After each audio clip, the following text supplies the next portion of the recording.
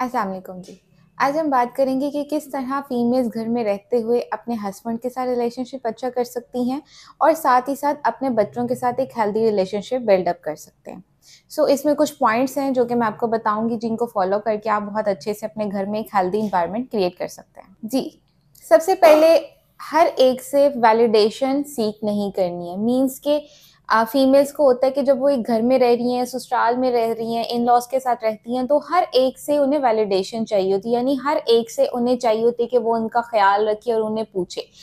ये एक्सपेक्टेशन जब हर एक फैमिली मेंबर से लगेगी, तो वो ऑब्वियसली बाद में नेगेटिव इम्पैक्ट लेके आएगी। वैलिडेशन अगर आपने रखनी है या एक्सपेक्टेशंस आपने रखनी है, तो आप सिर्फ़ अपने हस्बैंड या अपने बच्चों तक उसको लिमिटेड रखें। इसके बाद आप क्या कर सकती हैं कि घर पे जब छोटे-छोटे कोई इवेंट्स है जिसको सेलिब्रेट करना है तो females most of the time kitchen में ही बिज़ी रहती हैं कि कोई भी छोटा काम हो गया, कोई सेलिब्रेशन है तो अब इसको सेलिब्रेट करने के लिए वो अब सारा दिन किचन में गुज़ार रही हैं, मील्स बना रही हैं, कुकिंग में मसरूफ़ हैं, घर के काम-काज, सफाइयों में मसरूफ़ हैं और ऑन द अदर हैंड क्या हो रहा होता है कि उसके ऊपर बच्चे भी इफ़ेक्ट हो रहे होते हैं और हस्बैंड को भी टाइम नहीं मिल रहा होता। अगर आपने सेलिब्रेशंस कुछ भी करनी है, कुछ छोटे-छोटे घर में मोमेंट्स आ जाते हैं, लाइफ में कोई हैपनिंग्स हो रही हैं पॉजिटिव और उसको आपने सेलिब्रेट करना है, तो आप उस सेलिब्रेशन को स्मॉल रखें, के बजाय इसके कि आप जो सारा टाइम अपना किचन में या घर की सफाइयों में गुज़ार रही हैं, आप वही टाइम अपना फैमिली और हस्बैंड को दें। इसके अलावा फीमेल क्या करती हैं कि सारा टाइम घर की सफाइयों में और काम-काज में खुद को मसरूफ़ रखना है, घर का ये कोना खराब है, आज ये कोना खराब है, जिसको देख लिया, यानी इसी तरह से खुद को मसरूफ़ रखती हैं। बजाय इसके कि आप अपने आप को सारा दिन उन कामों में मसरूफ़ रखें, यही काम आप अपने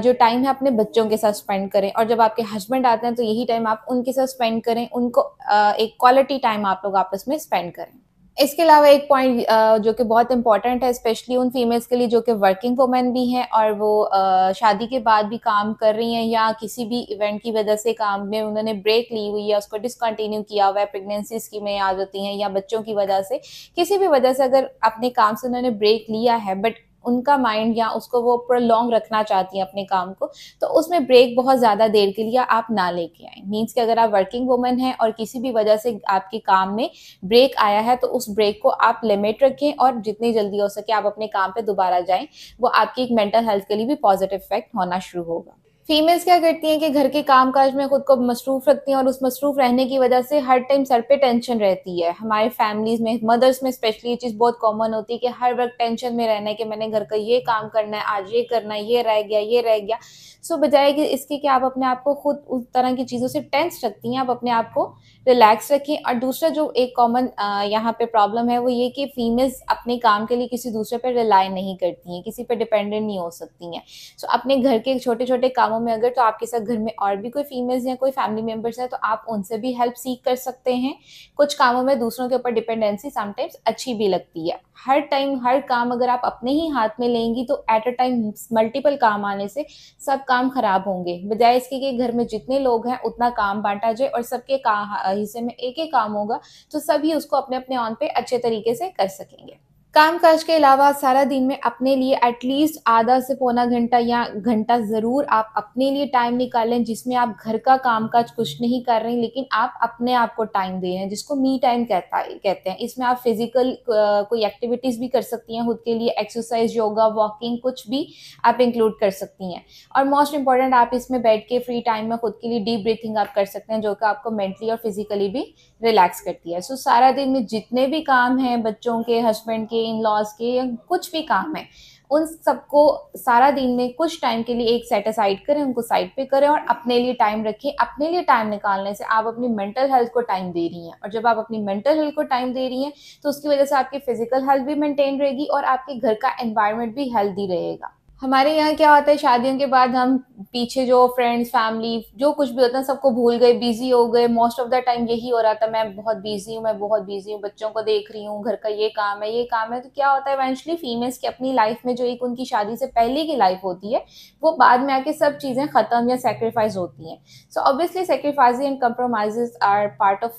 लाइफ़, लेकिन आप उस सब में भी अपने आप को जब टाइम दे रहे हैं तो उसमें अपने फ्रेंड्स के साथ भी इन टच रहें। डेली ना सही बट वीकली बेसिस पे या किसी भी तरह से अपने फ्रेंड्स के साथ, अपनी फैमिली के साथ, अपनी कज़न्स के साथ, जो आपके एज फैलोज़ हैं, उनके साथ टच में रहें, डिस्कशन रखें, एक हेल्दी डिस्कशन रखें, ये आपकी मेंटल हेल्थ के लिए भी बहुत ज़रूरी है। अक्सर घरों में ये बहुत कॉमन है कि जब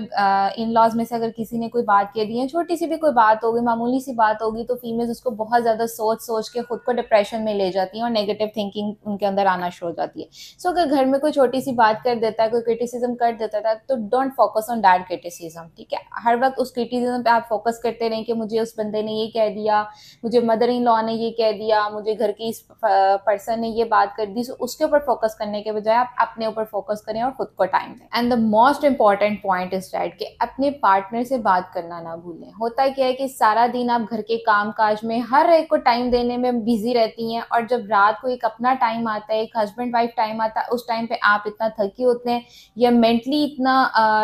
इरिटेटेड उस टाइम पे होते हैं कि बात करने को दिल नहीं कर रहा और बस अब यहाँ मुझे सोना है। और on the other hand partner भी जो आपके ऑब्वियसली काम से आया और थके हैं और उसको भी दोनों को रेस्ट चाहिए। सो अपने और अपने पार्टनर के साथ टाइम ज़रूर निकालें, एटलीस्ट हाफ आवर ही सही डेली की बातचीत, और उस बातचीत में भी कोशिश करें कि ज़्यादा आप नेगेटिविटी में ना जाएँ, बहुत कंप्लेनिंग में ना जाएँ कि आज ये हुआ, ये हुआ। ऑब्वियसली आपने इस चीज़ को भी वेंट आउट तो करना है, आप डिस्कशन ज़रूर करें, लेकिन वो डिस्कशन जिसमें दूसरे पर्सन इन्वॉल्व है, उसको आप मिनिमम रखें, और जिस डिस्कशन में आप दोनों इन्वॉल्व हैं, आप दोनों के पर्सनल इंटरेस्ट इन्वॉल्व हैं, आप उस कन्वर्सेशन को ज़्यादा रखें। ये आपके रिलेशनशिप को भी एक हेल्दी रखेगी और इसका आपके बच्चों के ऊपर भी पॉजिटिव इम्पैक्ट आएगा। Lastly the most important point is that कि कभी भी अपने बच्चों के सामने या अपने फैमिली के बारे में कुछ भी बुरा भला मत कहें। अगर आपने कोई इन लॉज से रिलेटेड या किसी भी फैमिली मेम्बर से रिलेटेड कोई बात करनी भी है, या उनसे रिलेटेड कोई क्रिटिसिज्म करना है या नेगेटिव जजमेंट करनी है, तो आप कोशिश करें कि अपने बच्चों के सामने उस बात को डिस्कस ना करें, रादर देन कि जब आपके बच्चे इधर उधर वहाँ आसपास ना हो, तब आप अपने हस्बैंड से या जिसकी भी वो बात हो आप उससे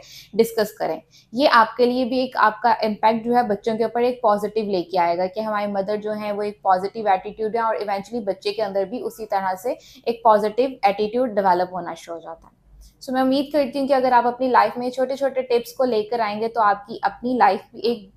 पॉजिटिव सेंस में आना शुरू होगी, और आपकी इवेंचुअली घर में भी एक हेल्दी लाइफ़स्टाइल डेवलप होना शुरू होगा।